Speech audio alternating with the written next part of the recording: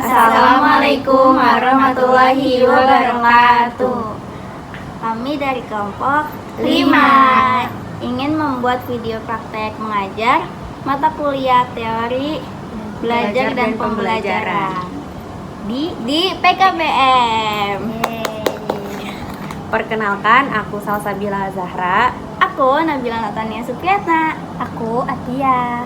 Aku Dila Yunisa. Menyaksikan. Dadah. Halo, perkenalkan, aku Salsabila Zahra. Di sini aku akan menjelaskan materi kelas 6 SD yang ada di PKBM, yaitu judul materinya ciri khusus makhluk hidup dan lingkungan hidupnya. Jadi di sini tuh ada adaptasi dan ciri-ciri hewan. Nah, ciri-ciri hewan tuh ada banyak ya. Yang pertama itu ada bergerak, bernafas, berkembang biak, tumbuh dan berkembang, memerlukan makanan, memerlukan air, memerlukan suhu tertentu, peka terhadap lingkungan, dan mengeluarkan zat sisa. Ciri-ciri di atas itu, ciri-ciri yang udah aku sebutin itu membedakan makhluk hidup dengan benda mati. Selain ciri-ciri di atas, makhluk hidup juga dilengkapi dengan ciri khusus. Nah, makhluk hidup itu punya ciri khusus tersendiri. Nah, ciri khusus ini yang membedakan makhluk hidup yang satu dengan yang lain. Ciri khusus merupakan penyesuaian diri terhadap lingkungan tersebut. Nah, penyesuaian dirinya itu disebut dengan adaptasi. Adaptasi merupakan proses yang berjalan lambat. Nah, di sini aku akan menjelaskan ada bentuk adaptasi hewan. Hewan beradaptasi untuk memenuhi kebutuhan hidup, melindungi diri dari musuh, dan mempertahankan jenisnya. Bentuk adaptasi hewan bermacam-macam. Misalnya, kita bisa amati kepada bunglon, kelelawar, cicak, dan bebek. Nah, adaptasi terhadap bunglon itu, jadi bunglon memiliki kemampuan untuk mengubah warna kulitnya sesuai dengan tempat yang dia singgahinya itu. Contohnya kayak ketika bunglon berada di tanah, nanti bunglon kulitnya berubah warnanya menjadi coklat. Kalau bunglon ada di pohon, daun-daun gitu, nanti bunglon kulitnya berubah menjadi warna hijau. Nah, tujuan bunglon berubah warnanya itu untuk melindungi diri dari musuhnya. Kemampuan bunglon mengubah warna kulit sesuai dengan tempatnya itu disebut dengan mimikri. Nah, yang kedua itu ada burung. Adaptasi juga terjadi pada burung. Bentuk paruh burung beraneka ragam. Nah, bentuk paruh burung tuh macam-macam ya. Jadi ada yang bentuknya di sini ada contohnya seperti burung elang. Burung elang itu memiliki paruh tajam dan bengkok. Paruhnya yang kuat berfungsi untuk mencabik mangsanya. Kalau burung pipit itu memiliki paruh yang runcing, pendek, dan kuat. Nah, paruh yang pendek dan kuat merupakan bentuk penyesuaian terhadap jenis makanannya. Burung pipit adalah pemakan biji-bijian. Nah, yang selanjutnya ada burung pelikan, memiliki kantung besar di paruhnya. Kantung ini berguna untuk mengambil air dan ikan. Selanjutnya ada burung flamingo, memiliki bentuk paruh yang lebar dan berjumbai. Paruh burung flamingo dapat menyaring udang dan binatang kecil dari air berlumpur. Paruh burung kolibri berbentuk panjang dan runcing. Bentuk paruh burung kolibri berguna untuk menggapai nektar madu di dalam bunga. Jadi bentuk paruhnya itu bisa buat ngambil madu di dalam bunganya itu. Seperti yang kalian tahu juga ya, ular adalah hewan karnivora atau pemakan daging dan tidak pernah mengunyah atau mencabik-cabik makanan seperti kita. Mangsa yang didapat langsung ditelan secara utuh. Mengapa bisa kayak gitu? Kenapa ular bisa kayak gitu ya? Jadi karena susunan rahangnya melekat secara longgar dengan susunan tulang pada rangka kepala. Susunan rahang yang seperti ini memungkinkan ular menelan mangsa yang lebih besar dari dirinya sendiri. Selain itu juga ular memiliki cairan pencerna yang mampu menghancurkan makanan. Pada beberapa jenis ular yang ada yang membelit mangsa dengan kuat sehingga mangsanya itu kehabisan nafas dan dengan mudah sang ular dapat memakannya. Selanjutnya ada katak. Bagi katak melakukan kamuflase penyamaran agar seolah tubuhnya beracun adalah trik untuk menghindar dari predator dan pemangsa. Katak pun memiliki persamaan dengan cicak. Jadi adaptasinya katak itu sama ya kayak cicak gitu. Ada persamaannya lah sedikit, yaitu lidahnya yang panjang dan lengket sehingga serangga yang mendekat dapat dengan cepat disambar dan tidak dapat berkutik lagi. Selanjutnya itu ada kucing. Pernah nggak sih dengar langkah kucing? Kenapa kucing tuh kalau melangkah tuh nggak ada suaranya? Karena kucing memiliki 2 ciri khusus. Pertama adalah kakinya. Kaki kucing memiliki lapisan empuk dan tebal yang berguna untuk menyembunyikan kukunya. Pada saat berjalan, kukunya ditarik masuk sehingga tidak bersuara. Jadi kalau kucing jalan itu kukunya masuk dan jadi nggak ada suaranya karena empuk dan tebal kakinya itu. Sehingga musuh tidak mendengar dengan musuhnya itu jadi nggak dengar ketika didekatinya. Terus juga posisi kuku kucing ketika sedang diam dan pada saat siap untuk menerkam. Pada waktu santai kuku ditarik masuk ke dalam di bantalan di kaki, namun dalam keadaan siap menerkam kukunya ditegakkan dan dikeluarkan pada posisi istirahat. Ciri kedua adalah matanya. Pernah lihat gak sih mata kucing tuh dalam gelap matanya jadi bersinar, jadi kayak terang gitu. Jadi ya betul ya, kucing itu kalau malam matanya bersinar. Karena mata kucing ini sangat tajam sehingga bisa melihat dalam gelap. Semua makhluk dirancang dengan ciri-ciri khusus yang membuatnya dapat bertahan hidup di lingkungannya. Nah, selanjutnya itu ada bentuk-bentuk kaki burung. Jadi bentuk kaki burung itu beragam-ragam ya. Bentuk kaki burung juga bervariasi. Bentuk kaki burung merupakan bentuk adaptasi untuk mendapatkan makanan. Kaki burung elang memiliki cakar menyerupai kait. Kakinya berfungsi untuk merobek dan memegang mangsa. Kaki burung flamingo bentuknya panjang dan kurus. Burung flamingo beradaptasi dengan lingkungan tempat hidupnya. Burung flamingo hidup di sepanjang tepi danau dan sungai.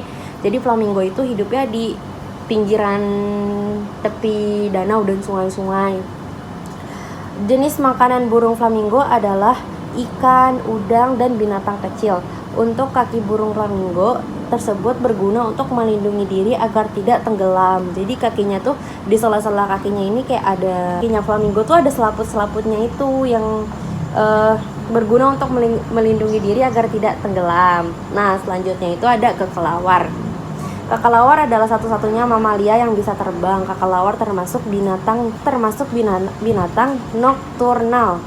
Binatang nokturnal adalah binatang yang mencari makan pada malam hari. Nah, kekelawar itu keluarnya pada malam hari. Kelawar mempunyai pendengaran dan penciuman yang tajam. Terus juga kekelawar menggunakan suara untuk menangkap serangga dalam kegelapan. Kekelawar mengeluarkan suara yang tinggi yang tidak bisa didengar manusia. Pantulan suara tersebut menunjukkan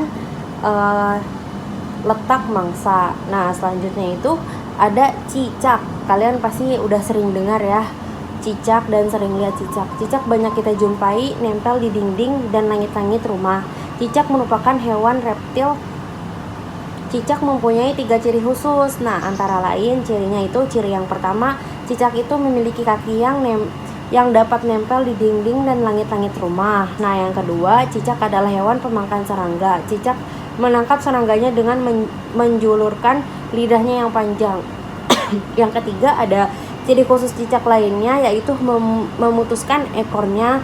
Cicak memutuskan ekornya untuk mengelabui mangsa.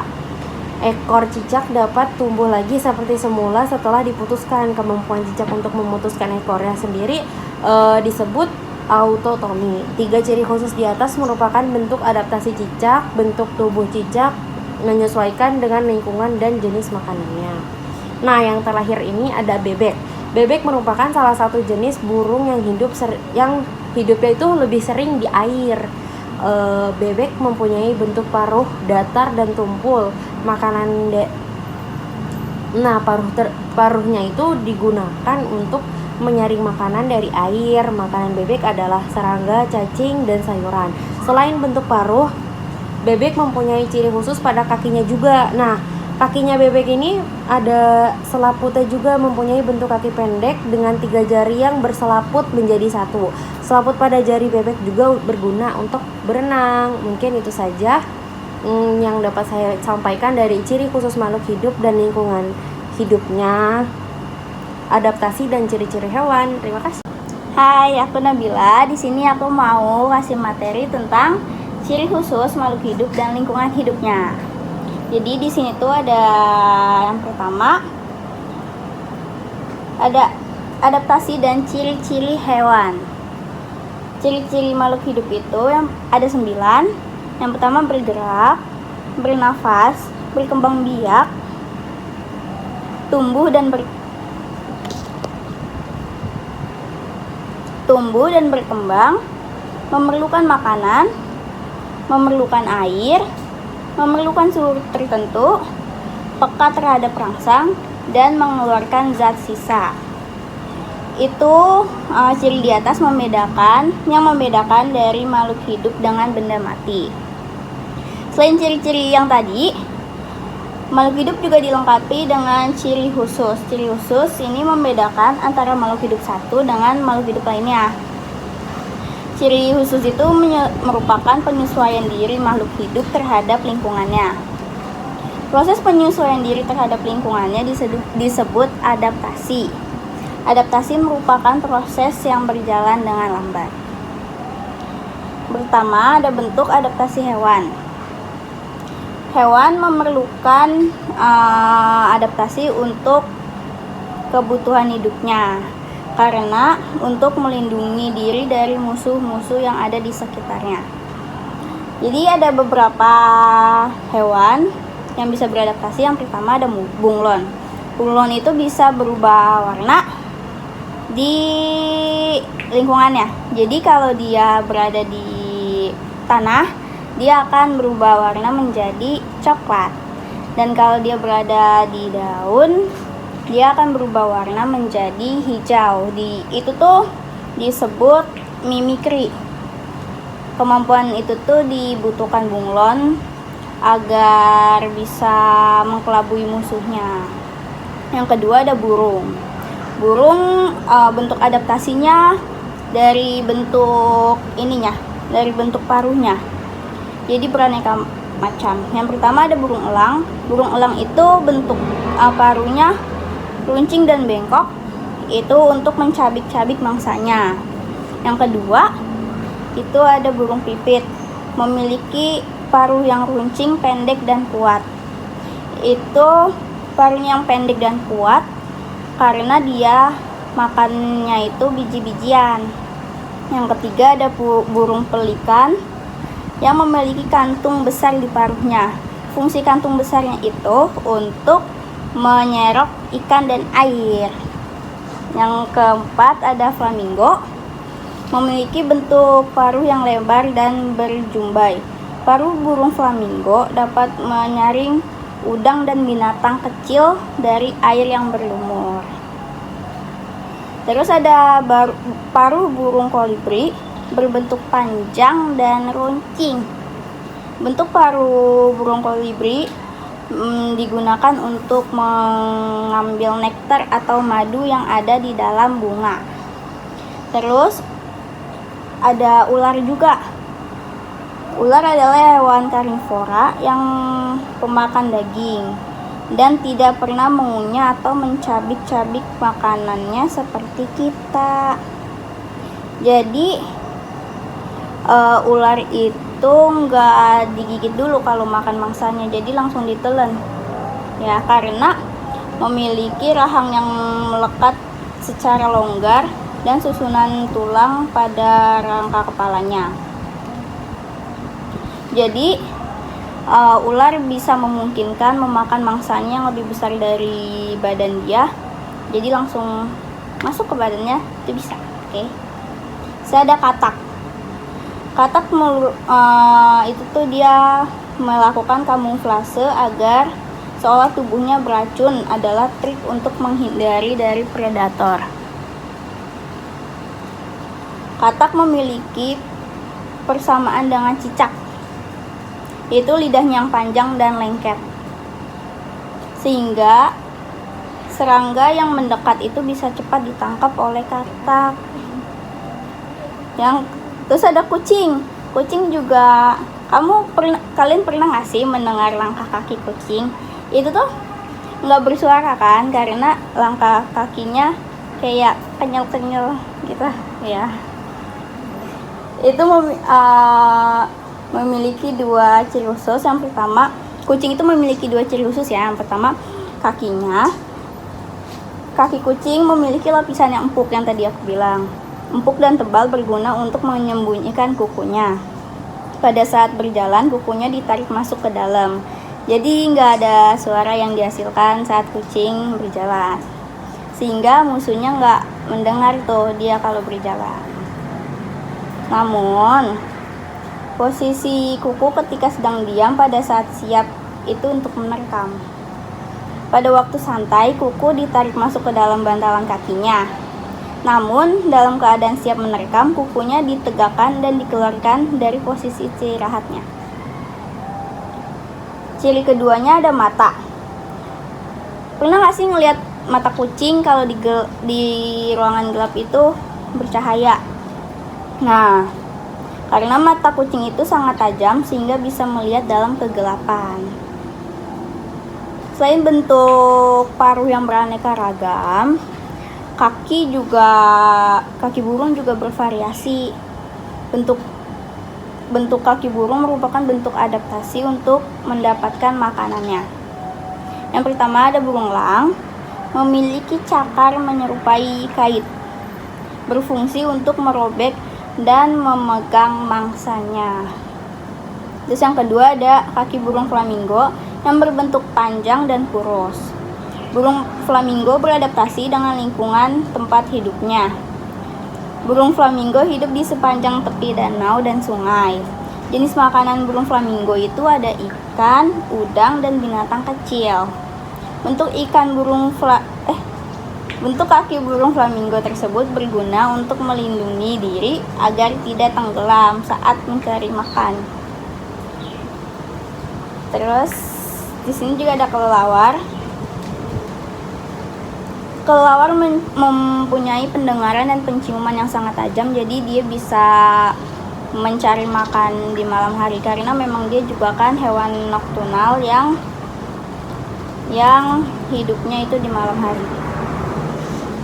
Terus ada cicak juga.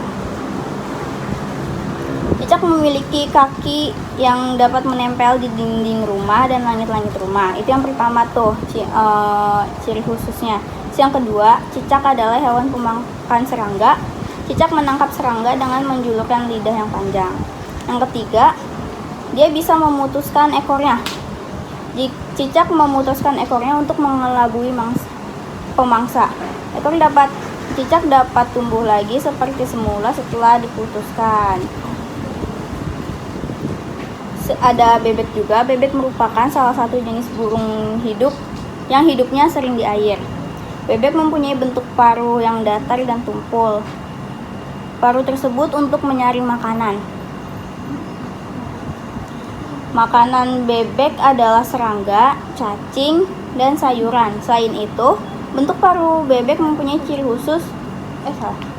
Selain bentuk paruh, bebek juga mempunyai ciri khusus pada kakinya. Bebek mempunyai kaki pendek dengan 3 jari yang berselaput menjadi satu. Selaput jari bebek digunakan untuk berenang. Halo, aku Dila Yunisa. Di sini aku akan menjelaskan tentang adaptasi dan ciri-ciri tumbuhan. Yang pertama ada bentuk adaptasi tumbuhan. Sama seperti penjelasan sebelumnya yang tentang hewan, bahwasannya tumbuhan juga beradaptasi dengan lingkungannya. Misalnya seperti pohon cemara, teratai, putri malu, dan lain-lain. Nah, di sini aku akan ngejelasin satu-satu dari tumbuhan yang tadi udah aku sebutin. Yang pertama itu ada pohon cemara. Pohon cemara mempunyai bentuk daun yang runcing. Daunnya yang runcing berguna untuk mengurangi penguapan. Jadi kayak pohon cemara itu kayak pohon yang buat Natalan gitu. Jadi dia tuh atasnya runcing, itu adalah bentuk dia adaptasi terhadap lingkungannya. Terus yang kedua ada tumbuhan teratai. Tumbuhan teratai merupakan tumbuhan yang hidup di permukaan air. Tumbuhan teratai juga dia memiliki daun yang tebal dan tipis. Nah, daun tebal dan tipisnya itu berfungsi untuk memperbanyak penguapan. Bentuk daun tersebut merupakan bentuk adaptasi teratai terhadap tempat hidupnya. Jadi berbeda-bedanya daun teratai itu adalah salah satu bentuk untuk adaptasi dia terhadap lingkungannya. Terus selanjutnya ada tumbuhan putri malu. Tumbuhan putri malu ini adalah tumbuhan yang sangat lumrah atau yang sudah sering kita dengar. Tumbuhan putri malu itu banyak dijumpai di tepi jalan. Tumbuhan putri malu mempunyai ciri khas pada daunnya, yaitu apabila disentuh, dia akan mengatup atau menutup. Hal ini menunjukkan bahwa putri malu beradaptasi terhadap rangsang sentuhan. Lalu selanjutnya ada kaktus. Kaktus merupakan tanaman yang hidup di daerah panas. Kaktus itu tanaman yang banyak duri-durinya gitu. Terus batang kaktus itu tebal, berlapis lilin. Oh, ada lilinnya. Batang kaktus yang tebal berfungsi sebagai tempat persediaan air. Jadi dari batang yang tebal itu dia menyimpan banyak air. Terus seluruh permukaan bahan kaktus tertutup oleh duri yang tadi. Nah, duri tersebut berguna sebagai pelindung diri. Jadi dia nggak mudah untuk dicabut atau dirusak oleh manusia. Selanjutnya adalah tanaman kaktus. Kaktus beradaptasi dengan daunnya yang berbentuk duri. Jadi kenapa kaktus itu banyak durinya? Karena itu cara dia beradaptasi, dan di dalamnya itu banyak cairan yang kayak buat dia bertahan hidup gitu. Pokoknya kayak gitulah ya. Next, selanjutnya ada kantung semar. Kantung semar adalah tanaman pemakan serangga atau disebut insektivora. Pada waktu tertentu, bunga kantung semar mengeluarkan bau menyengat. Bau tersebut berguna untuk menarik serangga. Lalu tanaman kantung semar mempunyai cairan khusus yang ada di dalam kantung. Cairan tersebut untuk mencerna serangga yang terjebak. Hal ini menunjukkan bahwa tanaman kantung semar beradaptasi untuk memperoleh makanan. Jadi cara dia untuk memikat serangga itu dengan cara mengeluarkan bau yang tidak sedap dari dalamnya. Terus kantung semar. Ini asing banget sih, soalnya kita juga kayak jarang buat nemuin kantung semar ini. Tapi ya info aja gitu kan. Kantung semar memiliki cairan khusus untuk mencerna serangga atau untuk memikat serangga agar serangganya bisa masuk ke dalam lubang kantung semar itu. Kenapa? Karena itu cara dia untuk beradaptasinya seperti itu. Lalu yang terakhir ada tumbuhan bakau. Tumbuhan ini hidup di pinggiran pantai. Tumbuhan bakau memiliki akar tunjang untuk menopang tubuhnya agar tetap kokoh.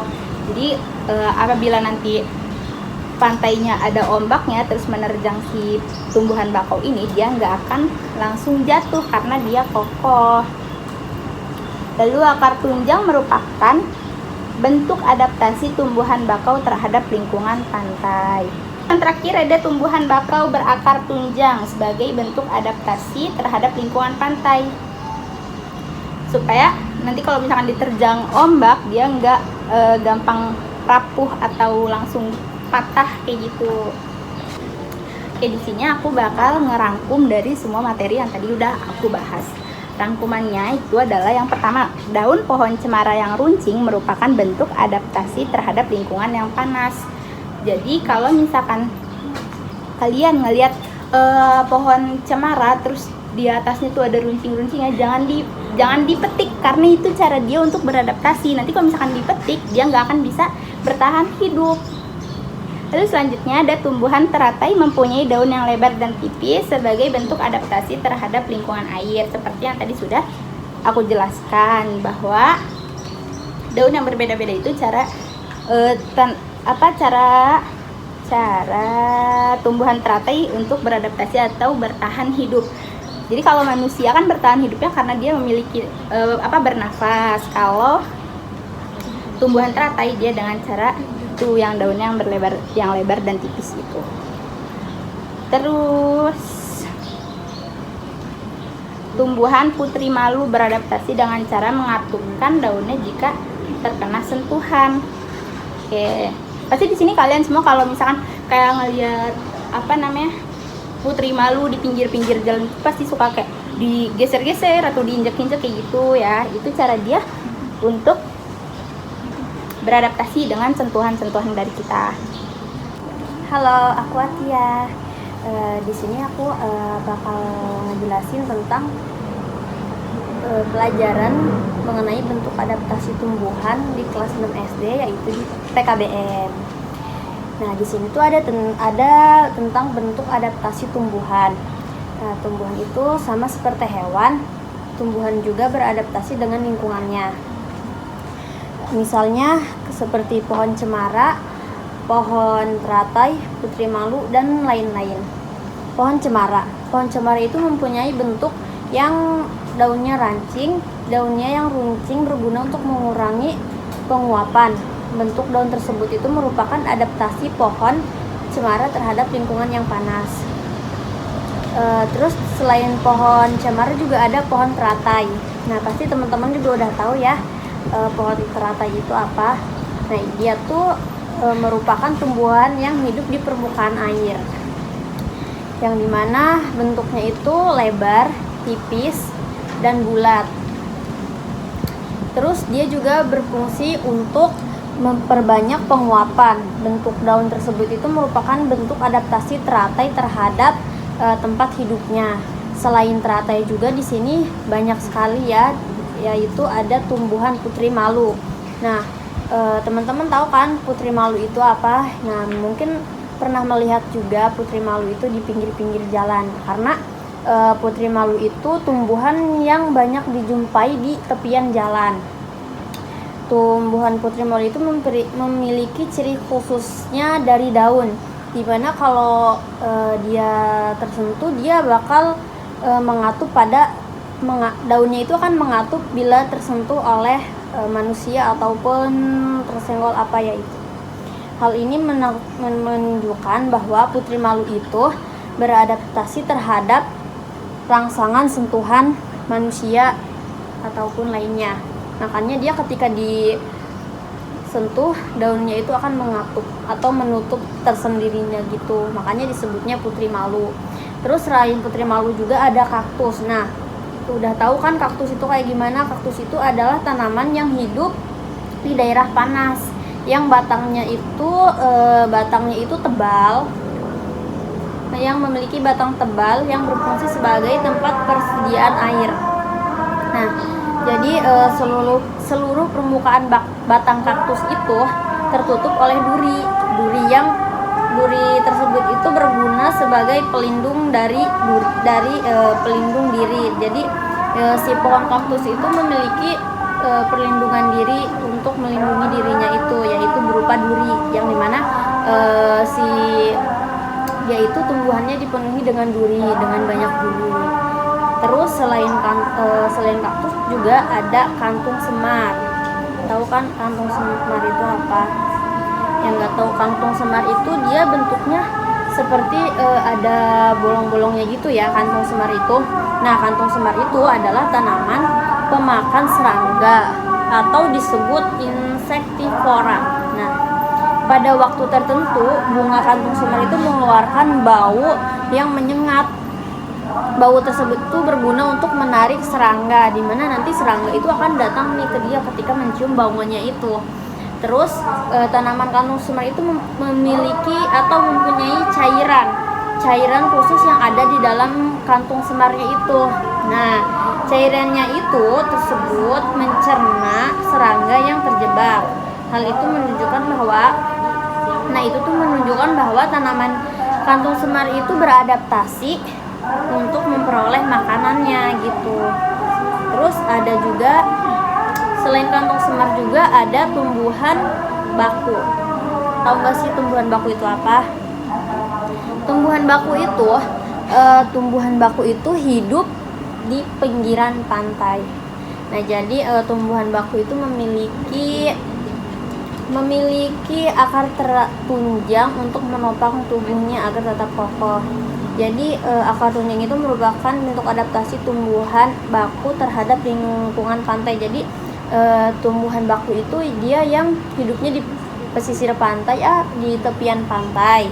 Nah, dia itu yang memiliki akar, di mana akarnya itu yang beradaptasi untuk melindungi si tumbuhan baku ini. Seperti tumbuhan baku tuh yang seperti ada di yang ini loh, yang akarnya banyak gitu, yang sedikit banyak akarnya. Nah, dia itu yang beradaptasi dengan lingkungannya itu. Nah, itu adalah beberapa bentuk adaptasi atau bentuk adaptasi dan ciri-ciri tumbuhan. Terima kasih.